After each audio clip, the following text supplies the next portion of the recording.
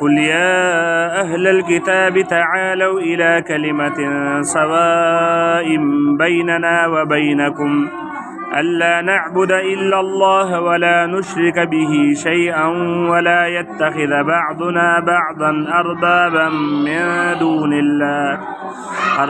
من دون الله فإن تولوا فقولوا اشهدوا بأننا مسلمون.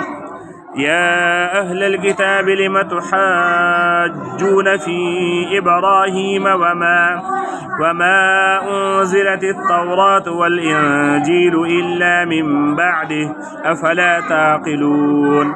ها أنتم هؤلاء حاججتم فيما لكم به علم فلم تحاجون فيما ليس لكم به